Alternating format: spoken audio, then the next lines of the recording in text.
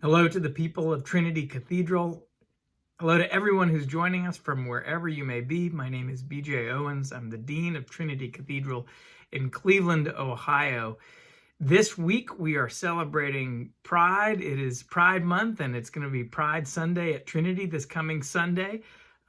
For those of you who attempted to join us this past Sunday, it's also a Sunday where we return to the cathedral for a live stream service. Where I will be celebrating the Eucharist in the cathedral, in the chapel, and then we'll be bringing in pre-recorded elements so that we're able to have good liturgy, but also remain as safe as possible.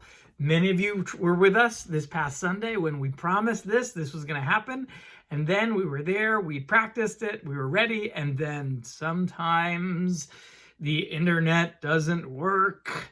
I've actually found that, among my colleagues who across the country, it seems like everybody has at least one Sunday every once in a while where the internet busts and all the best laid plans kind of fall to the wayside as your service does not fly. Well, it's going to happen. That's where we are right now. So we will be back. We have rehearsed and gathered and planned, and the service will be broadcast over Facebook Live and the Trinity website at 10 a.m. this coming Sunday. But we will be celebrating Pride Sunday, something we usually do the first Sunday in June. This time being what it was, that wasn't the best time. So this Sunday we'll celebrate. Adrian Cook is going to be preaching.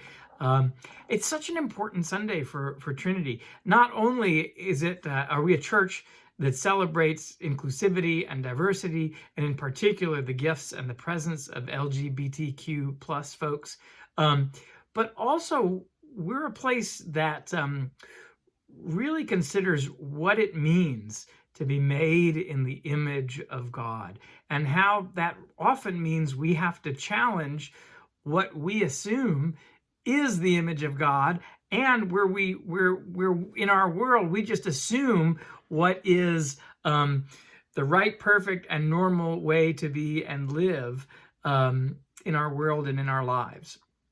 I'm remembering to a class I took. I was in college at the University of North Carolina at Chapel Hill, and this class was on documentary filmmaking. And this is a classic college class, right? I'm in college. I get to take a class about movies, and we're going to watch movies. And we did, but we had a whole lot of reading to do too, and all this theory, and it was intense.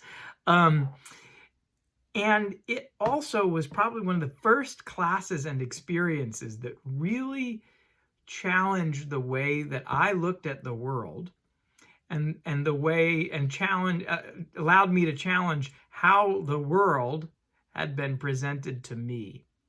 Because in this class on documentaries, this was in the early 90s, or the mid 90s, I suppose, we look back at the history of filmmaking and realize just how much of film, and for that matter, television and popular culture, was designed, without saying it, around the idea of the white male, and really the straight white man, being the normative figure, and everybody else is in one way or another an appendage.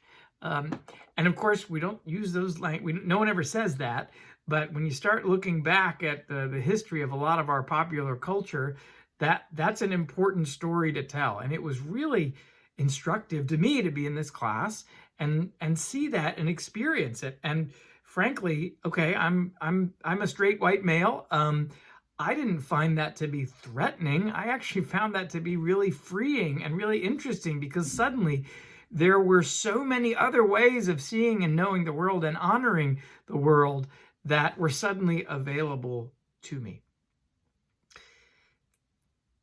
When we celebrate Pride, and especially in the context of a cathedral community as the people of God, we are recovering a deeper sense of what it means to be made in the image of God. And part of that is corrective, just as the work of Black Lives Matter and the protests against racism that we're experiencing every day now are corrective, where we realize how much we've fashioned the world around one idea of what is normal, standard, whatever, and realizing that God made the world a lot more interesting than that. Certainly a lot more diverse than that, but a whole lot more multi-layered than that. And what better Sunday to name that than on Pride Sunday, when we really consider what it means to be a part of a community that reflects and honors and celebrates the imprint and the image of God in each and every one of us. And so faithful living and faithful community calls us to celebrate that and to lift one another up, to challenge ourselves when we're not fully the community that we try to be, but also to be a model to a world beyond our doors of what it means to be the people of God and what it means to live in the image of God. I give thanks for the image of God in each and every one of you. I'm so grateful to be a part of the congregation of Trinity, but also a part of the wider people of God. I give thanks for the many gifts that God showers on us this day and every day.